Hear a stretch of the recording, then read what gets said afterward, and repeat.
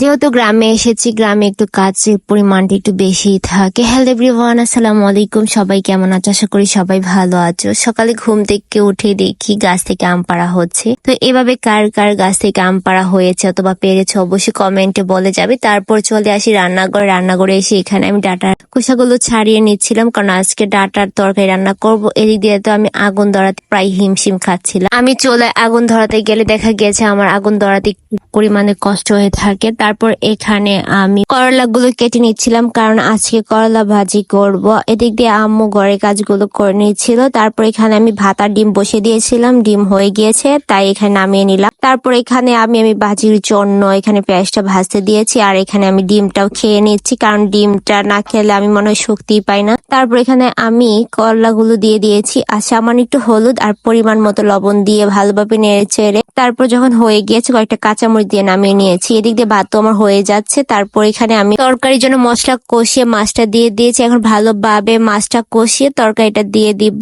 আর এই তরকারিটা আব্বু একটু বেশি পছন্দ করে থাকে। এদিক দিয়ে দেখো আমি আচারটা একটু গরম করে নিয়েছিলাম, কারণ রাতে ভালো করে ভাজা হয়নি। আর এখন আবার আমি বড়ি আচারটা এখানে বানিয়ে নিব। তার জন্য এখানে আমি সরিষার তেলে শুকনো মরিচ, পাঁচ ফোড়ন, তেজপাতা এগুলো ভালোভাবে ভেজে বড়িগুলো দিয়ে দিয়েছি। বড়িগুলোকে ভালোভাবে ভেজে নিয়েছি। তারপর এখানে আমি পরিমাণ মতো চিনি দিয়েছি। এদিক দিয়ে আমার তরকারি হয়ে গিয়েছে, তাই কয়েকটা কাঁচামরিচ দিয়ে চলে এসেছি ঘর গোছানোর জন্য, কারণ বিছানাটা পুরো গোছালো ছিল। কারণ আজকে আবার দাদাভাই আসবে, দাদাভাই এসে দেখে যদি তার রুমটা গোছানো নেই তাহলে সে তো পুরো আমাকে বকবে, তাই ভাবলাম তার রুমটা একটু গুছিয়ে দিই। তার জন্য দাদাভাই আসার কারণে এখানে নতুন একটা চাদর বিছিয়ে নিয়েছি।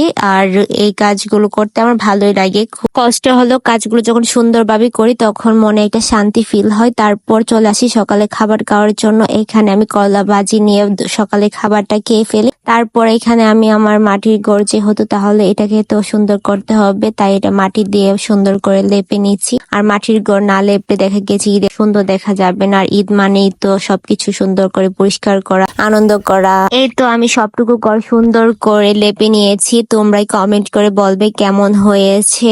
আর আমি যতটুকু পারি ততটুকু দিয়ে করার চেষ্টা করেছি। তারপর চলে গিয়েছিলাম দাদুর বাড়িতে। দাদুর বাড়ি থেকে কয়েকটা মেহেদি পাতা নিয়ে আসতে গিয়েছিলাম, কারণ হাতে ভাবলাম একটু মেহেদি দিলে সুন্দর দেখা যাবে। এদিক দিয়ে কাকা বলছিল কাকাকেও মেহেদি পাতা ব্লেন্ড করে দেওয়ার জন্য, তাই কাকাও আমাকে মেহেদি পাতা তুলে দিচ্ছিল। আর আকাশের অবস্থা তো প্রচুর পরিমাণে খারাপ ছিল। এই বৃষ্টির মধ্যে আবার আমি মেহেদি দিতেও বসে পড়েছি। এখানে চুন, সাবান এগুলো মিক্স করে আঙ্গুলে দিয়ে দিয়েছি। তারপর এগুলো শুকিয়ে গেলে কাপড় দিয়ে ভালো করে মুছে পরিষ্কার করে নিয়েছি। তারপর তো আমি মেহেদি দেওয়া শুরু করে দিয়েছি। আর এদিক দিয়ে দেখো বাহিরে বৃষ্টি হচ্ছে আর আমি মেহেদি দিচ্ছি, এই ফিলিংসটা একটু অন্যরকম। তারপর আবার চলে যাই, রাতে দই বসিয়ে রেখেছিলাম, দেখছিলাম দইটা কেমন বসেছে। মাশাআল্লাহ অনেক সুন্দর করে দইটা বসে গিয়েছে। আর ঈদের জন্য এটা আমি বানিয়ে রেখে দিয়েছি ফ্রিজে। তারপর চলে যাই দুপুরে খাবার খাওয়ার জন্য। এটা দেখো দুধ আর কাঁঠাল নিয়ে ফেলেছি। এভাবে কে কে এই সিজনে খেয়েছো অবশ্যই কমেন্টে বলে যাবে। আমার কাছে তো এগুলা খাবার অনেক ভালো লাগে। এখন আরো ছোট ছিলাম, আব্বু তো আমাদেরকে এগুলা খাবার মাখিয়ে দিত আর আমরা